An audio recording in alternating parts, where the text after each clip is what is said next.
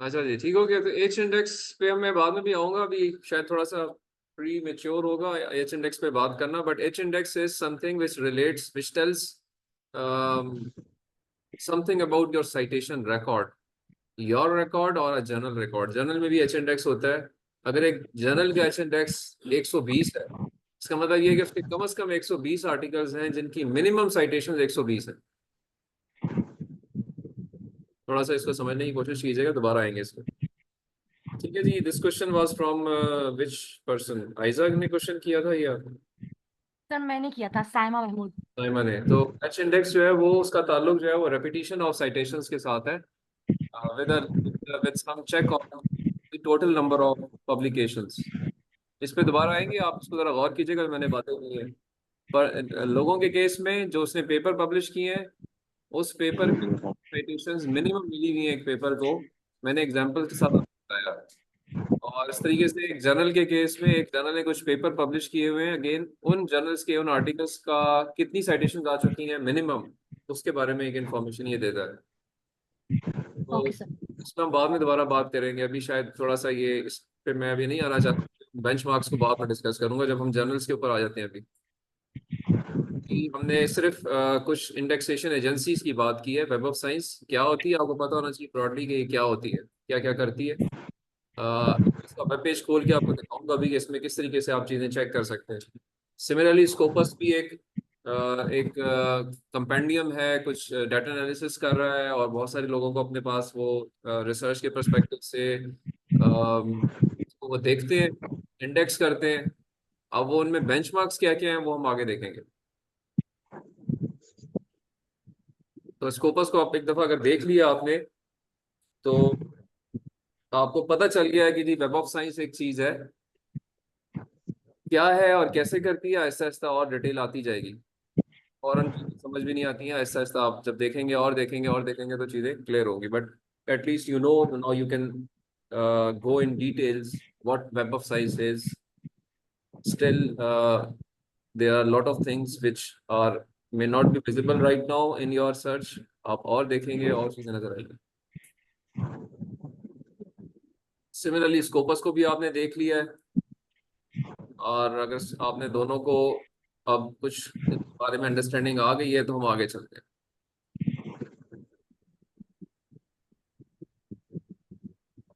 कोई और सवाल है ऑनलाइन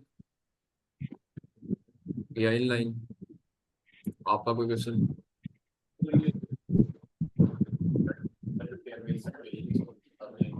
जी ऐसे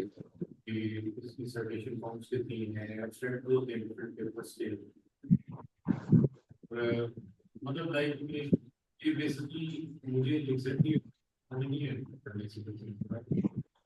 जी, आप ये समझें कि यार ये एक ऐसा सेटअप है जो दुनिया,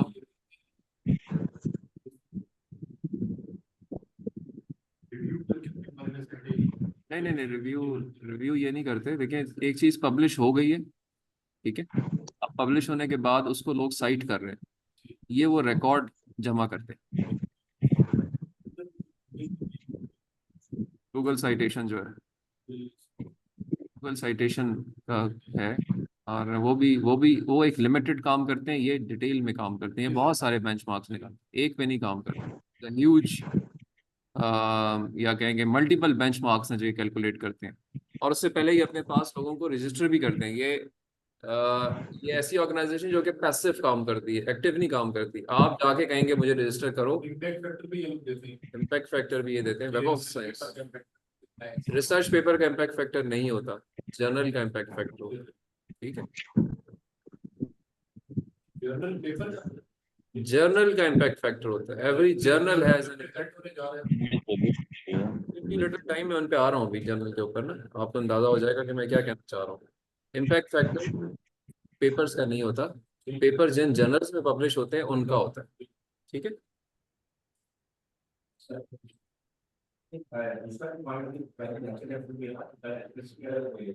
भविष्य का नंबर ऑफ वो भी बड़ा मैटर करता है कितनी वो कॉन्फ्रेंस नंबर कितना रहेगी। अभी जो हमने वेब को ऑफर देखना है, 30,000 आ रहा है, और दूसरे का 24 इंडेक्स की बात कर रहे हैं। ये इसका उससे कोई ताल्लुक नहीं। वो है एक कॉन्फ्रेंस कितने साल से हो रही है, ये आपको बता रहा है कि इतने जर्नल्स मैंने इंडेक्स किए हैं। ठीक है, ये अलग चीज़ पर है, इंडेक्स। सर आप पढ़े तो पढ़ने से पता चल रहा है, एक और चीज है, तर्जुमा करें ना उसका। स्कोपस ने 33,000 जर्नल्स को इंडेक्स किया है। Yes, index. इसका मतलब ये है कि 33,000 जर्नल्स के लोग गए हैं, उन्होंने कहा जी कि मुझे इंडेक्स करो। उन्होंने कहा ओके जी ये डिटेल्स दें, आपको इंडेक्स कर लेते हैं। इंडेक्सेशन का कोई ताल्लुक रेपुटेशन से नहीं है। नहीं, रेपुटेशन तो कॉन्फ्रेंस 33,000 साल से तो नहीं हो सकती ना। ठीक। मैंने सोचा कि कौन नहीं आप गलत समझे, आप गलत समझे सर, ठीक कर ले समझदारी को। नहीं, ठीक, नहीं। ये बड़ा स्ट्रेट फॉरवर्ड अंडरस्टैंडिंग है ना, ये तो सवाल ही नहीं बनता जो आप कर रहे हो।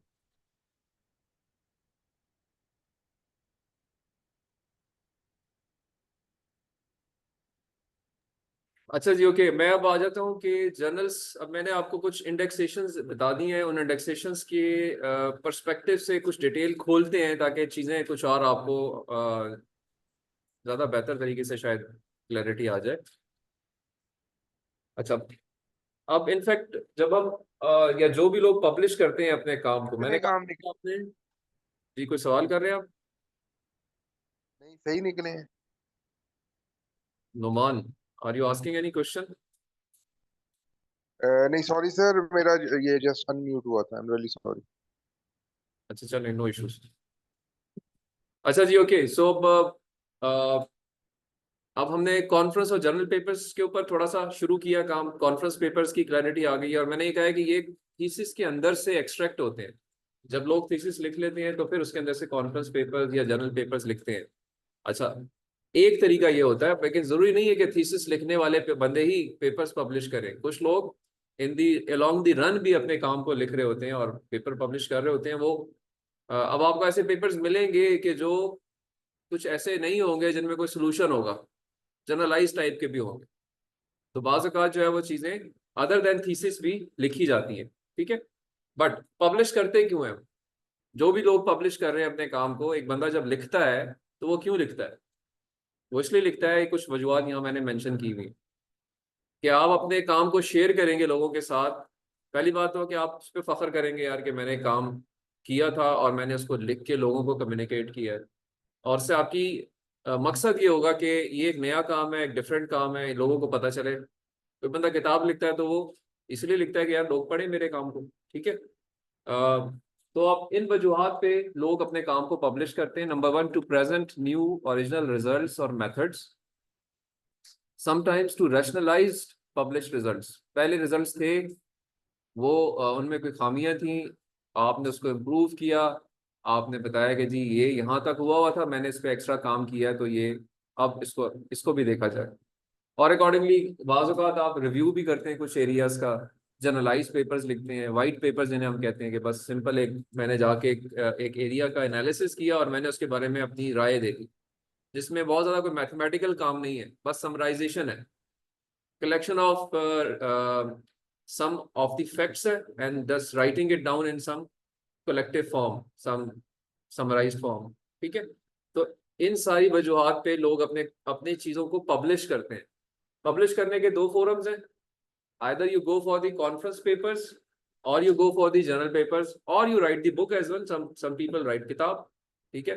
लेकिन किताब लिखने की स्टेज होती है नेक्स्ट स्टेज, पहले लोग रिसर्च पेपर लिखना चाहिए फिर किताबों पे जाना चाहिए, ठीक है। जो जो रेगुलर साइंटिफिक कम्युनिटी है वो इस तरह चलती है, ठीक है।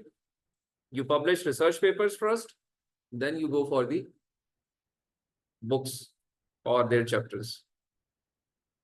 अच्छा, अभी आई हैव दिस अंडरस्टैंडिंग कि आपने रिसर्च पेपर्स देखे जरूर है। कॉन्फ्रेंस पेपर कैसा होता है आपने कुछ डाउनलोड किए हैं, जर्नल पेपर होता कैसा है कुछ डाउनलोड किए, तो आपको उसकी कुछ शक्लो शबहात का पता है कि रिसर्च पेपर क्या होता है। रिसर्च पेपर थीसिस की कॉम्पैक्ट फॉर्म होती है, ठीक है। हर पेपर रिसर्च पेपर नहीं होता, ये भी याद रखें। ये नहीं कि आपने कोई गूगल स्कॉलर पे जाके डाउनलोड किया और आपने कहा ये पीडीएफ डॉक्यूमेंट मिल गई है, ये रिसर्च पेपर, ये नहीं। रिसर्च पेपर के अंदर आपने वो चीजें देखनी है जो मैंने आपको रिसर्च प्रोसेस में बताई थी। It has to has a title, it has to has an abstract, it has to has an introduction section, literature review, methodology section, results and discussions, conclusions, references. ठीक है, तो रिसर्च पेपर उसी वक्त research paper बनेगा जब वो सारे tick marks होंगे। Every article is not a research paper. So हम बात कर रहे हैं रिसर्च पेपर्स की, तो उन पे जरा आपने ध्यान रखना है कि रिसर्च पेपर दो कैटेगरीज में है। कॉन्फ्रेंसेस में उनकी लेंथ थोड़ी कम होती है, जर्नल्स में भी होते हैं, उनकी लेंथ थोड़ी ज्यादा होती है। ठीक है, लेकिन मकसद ये होता है जो यहाँ लिखा हुआ है। अच्छा, अब जब हम जर्नल्स पे आते हैं, कॉन्फ्रेंस में हमने बड़ी डिटेल में बात कर ली है। पब्लिश करने का मकसद क्या होता है? पब्लिश करने का मकसद ये होता है कि हर फॉर्मल रिसर्चर जो होता है वो एक डेवलपर होता है। अल्टीमेटली उसने कोई काम करना होता है, उसने कोई चीज, कोई प्रोडक्ट बनानी होती है। ठीक है, आप जितने लोग हैं जो सीएस के स्टूडेंट्स हैं, मैनेजमेंट के स्टूडेंट्स हैं, इंजीनियरिंग के स्टूडेंट्स हैं, हमारी सारों की ख्वाहिश क्या है कि हमने कोई चीज तख्लीक करनी है। अब वो तख्लीक क्या है? वो मैंने तीन बातें की थी, या तो वो एक होगी सॉफ्टवेयर, या वो होगी एक हार्डवेयर, या वो होगी एक नॉलेज प्रोडक्ट। ऐसे ही है ना, यही तीन चीजें बनती है, कोई और चीज भी इनमें ही फॉल करेगी।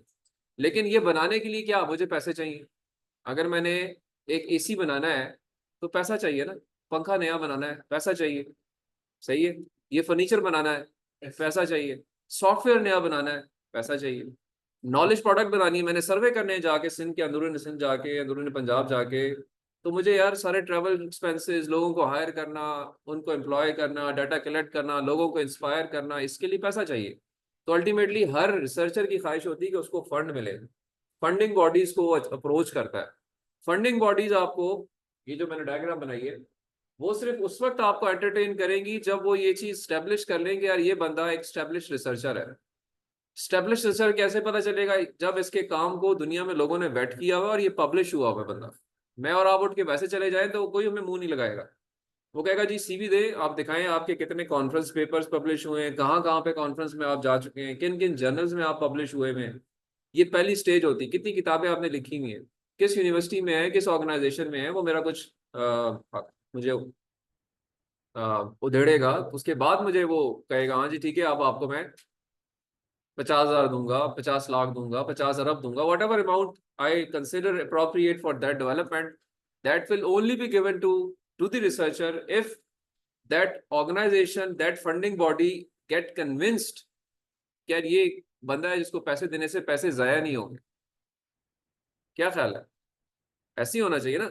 तो ये एक साइकिल है, इस साइकिल में हर रिसर्चर ने जाना होता है। अल्टीमेटली एम ये होता है एक रिसर्चर का कि you are going to develop something, and for development you need to get grants, and for grants approval through funding bodies you need to publish. If you not, you will be missing this thing, very rare कि आपको इस cycle में आप enter हो सके। ठीक है, अच्छा, अब जब इस साइकिल में आपको एंटर होना है, पब्लिश करना है, तो उसमें एक इंपॉर्टेंट चीज है कि जितने आपके कॉन्फ्रेंस वाले या जर्नल्स वाले हैं, जर्नल का सेटअप अलग है, कॉन्फ्रेंसेस का अलग है, दे वुड बी इंटरेस्टेड। उनका रोजी रोटी क्या है, उनका बेंचमार्क क्या है, उनकी परफॉर्मेंस क्या है कि वो ऐसे पेपर्स एक्सेप्ट करें जिन पेपर्स के अंदर ऐसा कुछ जिक्र हुआ हुआ हो कि लोग बाद में उसका जिक्र करें। ठीक है, सुंदर ने एक पेपर लिखा अगर, और मैं अगर उसको पढ़ूंगा और मुझे वो अच्छा लगेगा, तो मैं इसके काम को रेफर करूंगा कि यार ओके ये काम सुंदर ने किया हुआ, बड़ा अच्छा किया हुआ। तो जो पब्लिशर्स या जो एडिटर्स होते हैं उनकी रोजी रोटी होती है कि जिस काम को उन्होंने एक्सेप्ट किया था वो काम बाद में सीना दर सीना लोग पढ़ भी रहे हैं और उसको साइट कर रहे हैं। तो साइट करने का मकसद ये होता है कि मेरे काम की एक्सेप्टेंस के बाद लोग उसको, उसका जिक्र करें। राइट, तो ये एक पैराग्राफ है एक एडिटर का, इसको जरा पढ़ें, इससे क्या समझ आता है आपको?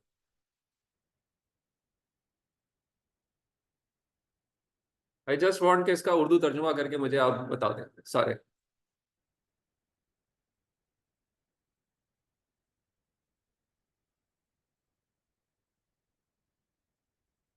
ऑनलाइन पार्टिसिपेंट्स को नजर आ रहा है जी? यस सर, नजर आ रहा है। Yes, sir. My requirement is that just translate it in Urdu and explain to me, जिससे पूछूंगा मैं।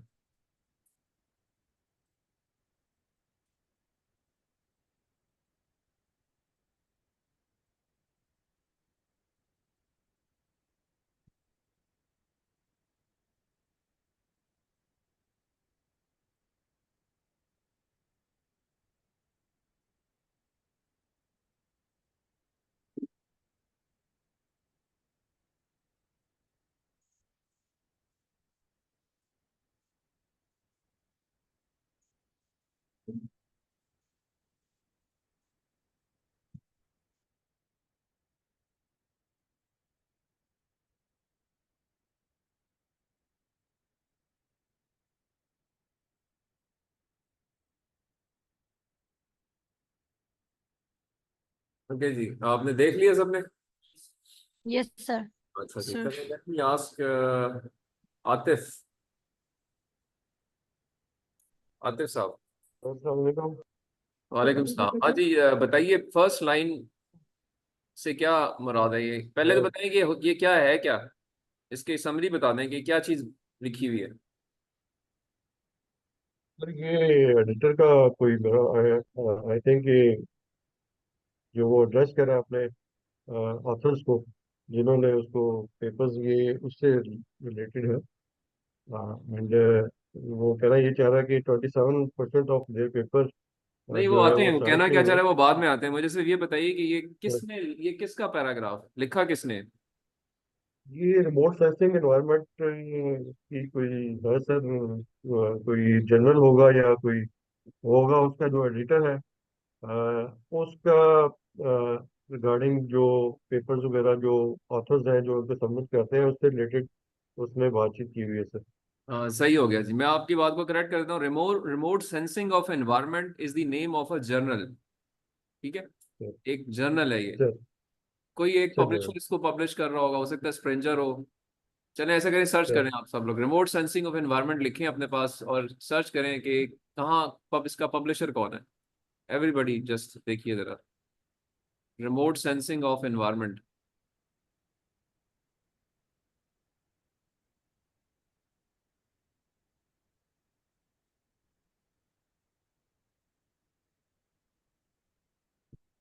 उमर फारूक साहब, सर्च करें। कुछ और कर रहे हैं? सिंपल गूगल पे टाइप कर लें या मेटा पे ये टाइप कर लें। एल्सवेयर। एल्सवेयर जी क्या सर। चैनल है? ठीक है जी, सही है, एल्सवेयर इसका पब्लिशर है। और मार्क बायर जो है, he is the editor. May be अभी भी शायद यही हो, आई डोंट नो। अभी अगर आप देखें वहां जाके उस जर्नल के वेब पेज पे एडिटर कौन है।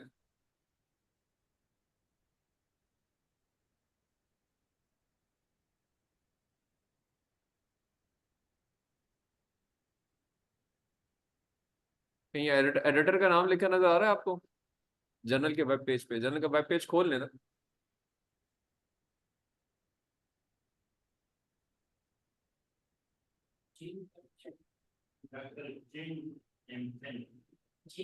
अच्छा, ये नहीं है अभी, कोई और एडिटर एडिटर लिखा हुआ है।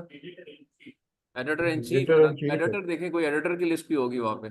Sir editor in chief Jin Jing M Chan लिखा हुआ आ रहा है सर। ठीक है, और उसके अलावा कुछ एडिटर्स भी होंगे उसमें, आप जरा उनकी कमेटीज देखें ना, कुछ और भी नाम शायद लिखे सर हो। है, इसका नाम भी है मार्वन, हाँ, और इसका इसके नाम नाम है के आगे सर। क्या लिखा हुआ है? कौन है वहाँ का? क्या चीज़ है ये?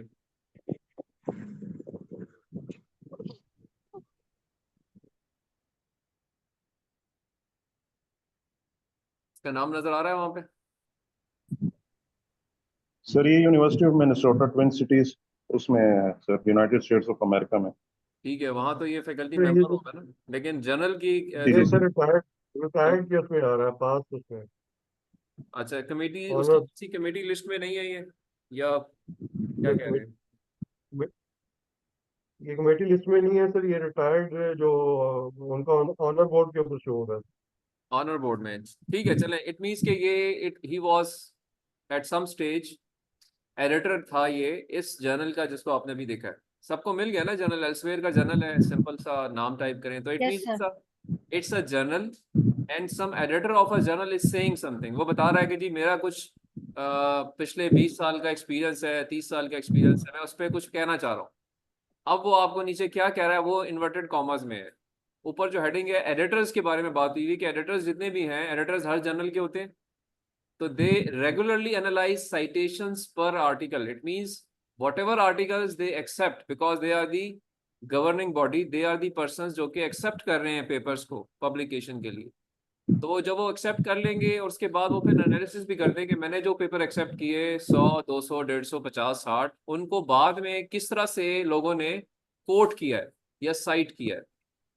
हर आर्टिकल को कितनी साइट्स मिल रही। ठीक है, आपका नाम क्या है? महर। ठीक है महर। तो अब वो उस काम के लिए वो कुछ बात कर रहा है, क्या कह रहा है जी कि वो कहता है मेरा एक्सपीरियंस ये कहता है पिछले 5 साल का कि जो डाटा है, जो स्टैटिस्टिक्स हैं, उनमें से 27% वो पेपर जो मैंने एक्सेप्ट किए थे वो किसी ने साइट ही नहीं किए। यानी 100 पेपर अगर मैंने एक्सेप्ट किए थे, 27 पेपर उसमें ऐसे थे जो कि आज तक बगैर ऐसे ही चले जा रहे हैं। कोई पढ़ के यानी उसको कोई इस काबिल ही नहीं समझ रहा कि मैं उसको साइट करूं। तो अगर वो काबिल नहीं समझ रहा, इट मीन्स क्या मतलब है कि वो पेपर जो थे उनकी पेपर की क्वालिटी क्वालिटी लो है। लो थी। ऐसे ही है। इट मीन्स वो आगे कहता है कि it certainly indicates that it is important to maintain high standards when accepting papers. What is trying to say कि I have to raise my bar. मुझे चाहिए ये था, वो ये कहना चाह रहा है कि जी होना ये चाहिए था कि 27 पेपर एक्सेप्ट ना होते। गलती हो गई है मुझसे, मुझे अपना स्टैंडर्ड अप करना चाहिए। आगे कुछ उसने और बातें भी की होंगी, लेकिन जो काम की बात है वो फिर ये कह रहा है वो आगे, nothing would have been lost except the CVs of those authors would have been shorter. यानी वो कह रहा है मेरा तो कोई नुकसान नहीं था अगर मैं इनको एक्सेप्ट ना करता। आज वो ऑथर्स ने अपनी सीवी में ये पेपर लिखा हुआ है कि मेरा पेपर रिमोट सेंसिंग और एनवायरनमेंट में एक्सेप्ट हो गया है।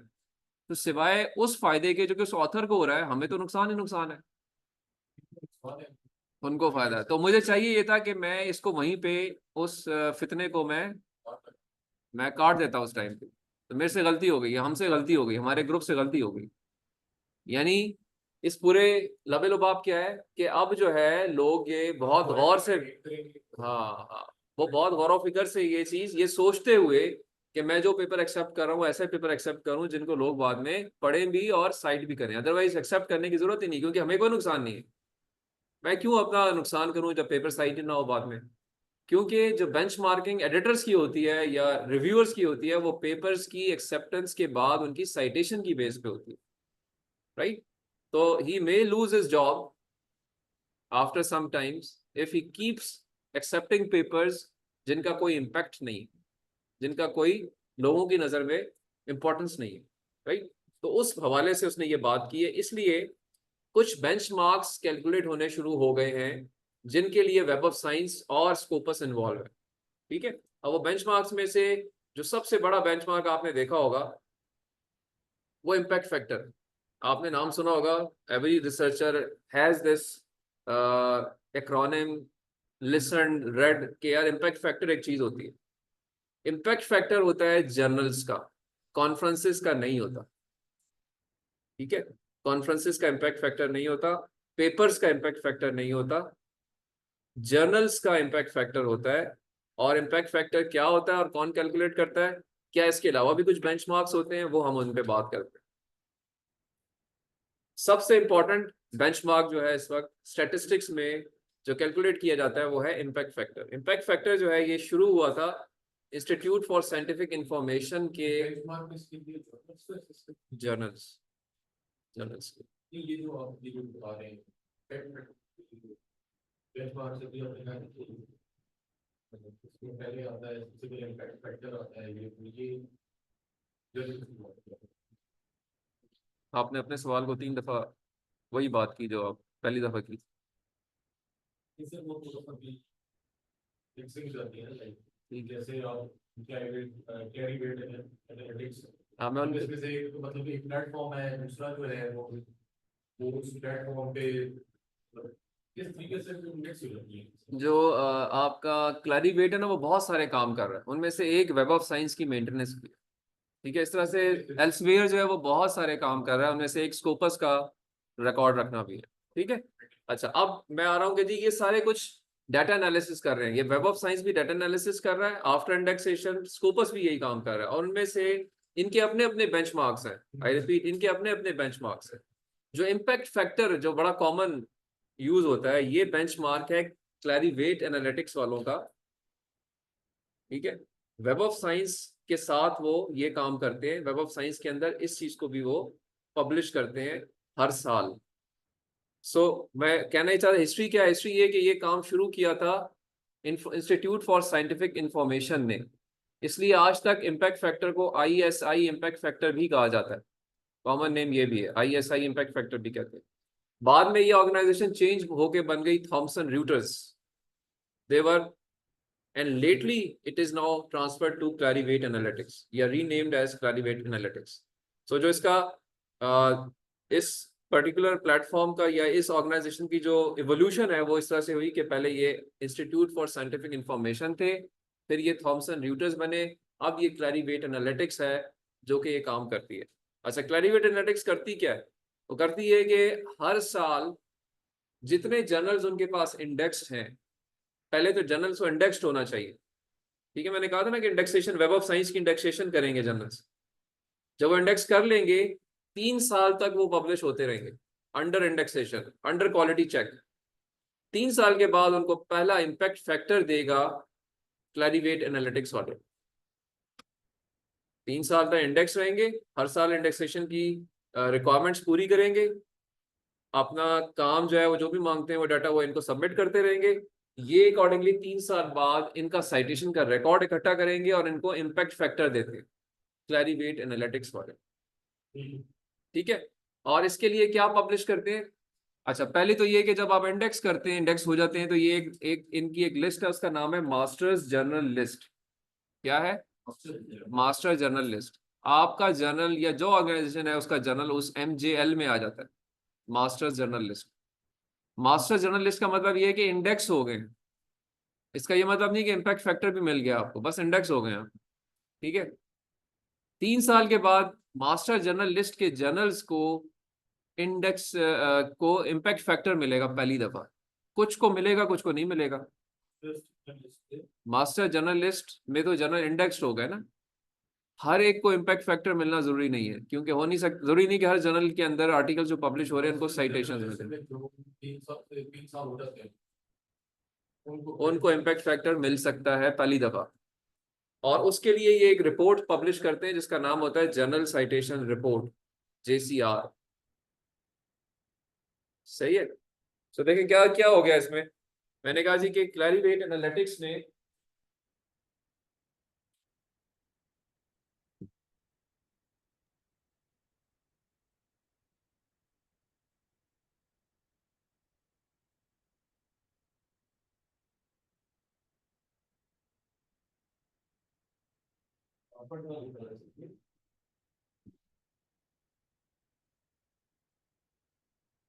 चल रहा है इंटरनेट आप लोगों के पास? Yes sir.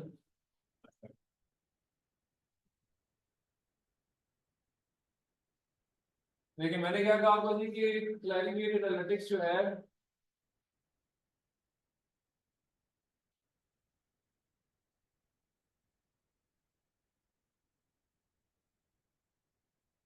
ये क्या कर रही है कि ये वेब ऑफ साइंस के अंदर जर्नल्स को,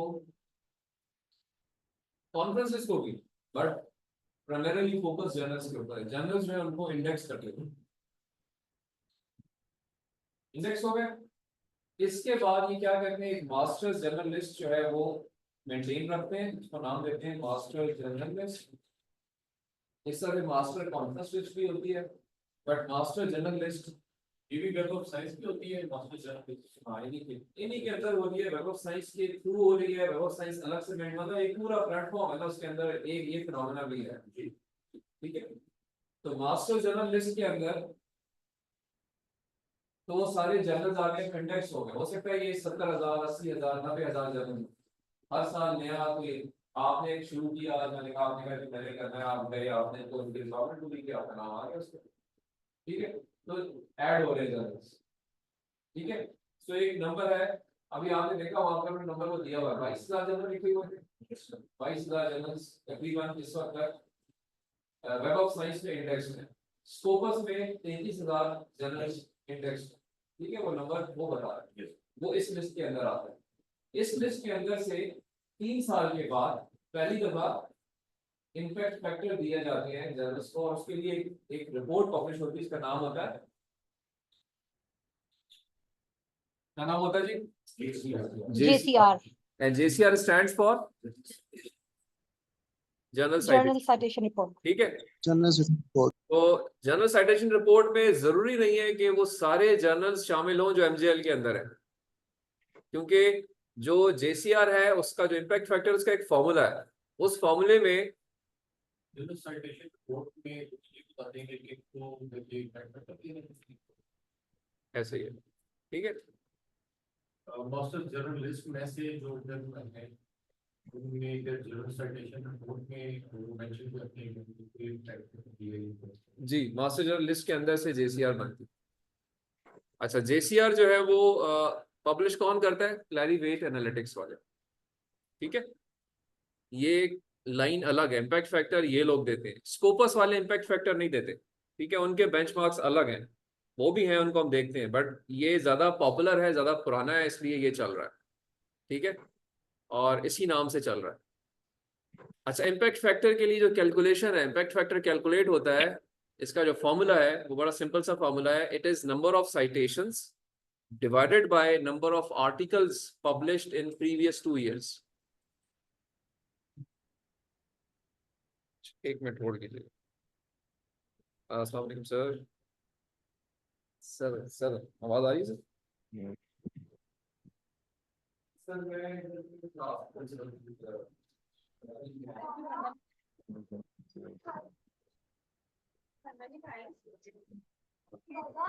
बाबा हादी के पास वो छोटा बोर्ड था और कल बिल्कुल सही था ना, है ना? कल बिल्कुल सही हम कर लेकर आए थे। हाँ हादी ने फाड़ दिया।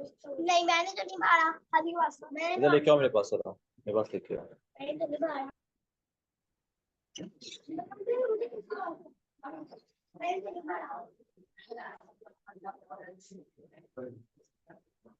तो मेरी बात नहीं की आप लोगों ने? ठीक है, तो इम्पैक्ट फैक्टर की जेसीआर, अब जेसीआर जो है वो क्या होती है, जेसीआर को जरा आप सर्च करें, मास्टर जनरल लिस्ट को सर्च करें। Everybody just look around, try to understand by your own self कि मास्टर जनरल लिस्ट क्या होती है, जेसीआर क्या होता है, इसके अंदर क्या क्या होता है, तो आपको थोड़ा सा मैं इस कमरे में आ रहा हूँ, इस कमरे में रखो, इस कमरे में रखो, तब जरूरत पड़ेगी। जी। ऑनलाइन पार्टिसिपेंट्स कोई क्वेश्चन है आप लोगों का अब तक? नो सर, क्वेश्चन नहीं है सर। वो आप जैसे फॉर्मूला आपने बताया था, कैंडी का एक दो दोबारा बता फॉर्मूला दीजिए। मैं आपको दोबारा बता देता हूँ। It is number of citations sir divided by articles published in the previous 2 years. चले मैं तो लिख रहा हूँ, इसकी आप बेशक पिक्चर लेके आप मेरे को उधर भी भेज दीजिए, इसकी पिक्चर भी भेज दीजिए। ठीक है, तो इम्पैक्ट फैक्टर जो है, मेरी पिक्चर नहीं लेनी है। Impact factor is number of citations divided by articles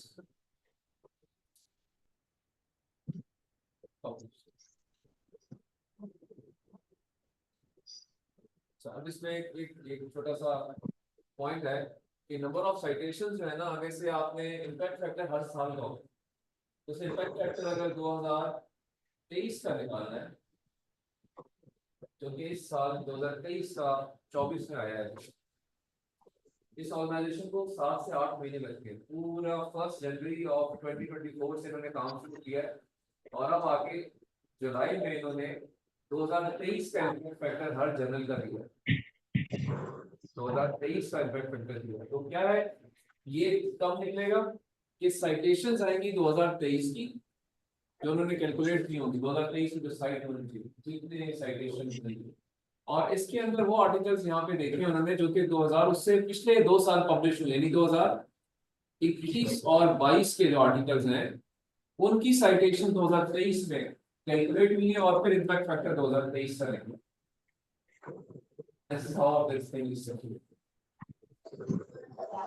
ठीक है जी, मेरी आवाज आप लोगों को आ रही थी ऑनलाइन? सर आ रही जी सर, है, लेकिन अभी सर क्लियर जैसे आ रही है।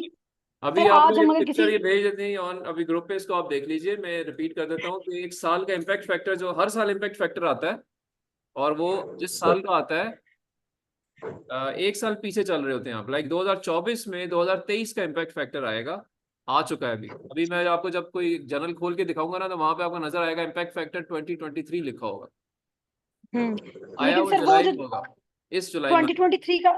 2023 का जो इम्पैक्ट फैक्टर है वो निकाला 2024 में। जी, वो इसलिए क्योंकि उसकी वो निकले गई ऐसे ना, क्योंकि 2023 के 31 दिसंबर तक जो साइटेशंस हैं वो आके अगले साल में कैलकुलेट होनी शुरू होती हैं। और उसमें 5 6 7 महीने लगते हैं, और आर्टिकल्स वो देखे जाते हैं जो उससे पिछले 2 साल में पब्लिश हुए होते हैं। ठीक है यानी 2023 के इम्पैक्ट फैक्टर में 2023 वाले आर्टिकल इंक्लूड नहीं होंगे, बस जी नहीं, 2021 और उसमें 2022 है। 21 और 22 के आर्टिकल्स होंगे। 23 की बारी आएगी अगले साल, ये विंडो आगे ठीक मूव है कर जाएगी 2024 में। ठीक है। सही है जी। तो ये जरा एक दफा इसको आप देख लीजिए, और अभी मैं एक जर्नल खोल के आपको दिखाता भी हूँ वहाँ पे।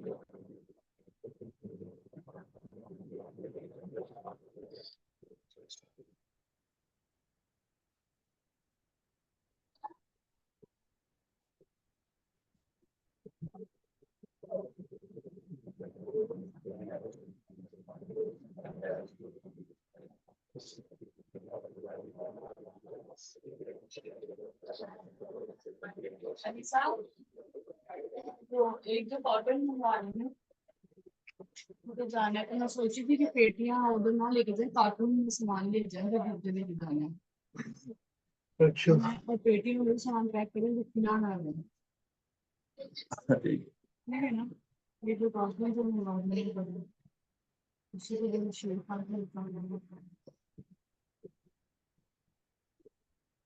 सारा कार्टून में कैसे जाएगा? चलो सारा तुम जगह जो थोड़ा बहुत कार्टून में लेने के ना सामान जो है ना, मैं बाहर नहीं रखता, जो भी हो पेटी के अंदर पैक ही हो।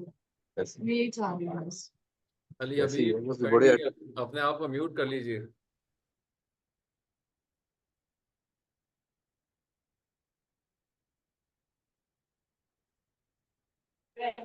Sorry sir.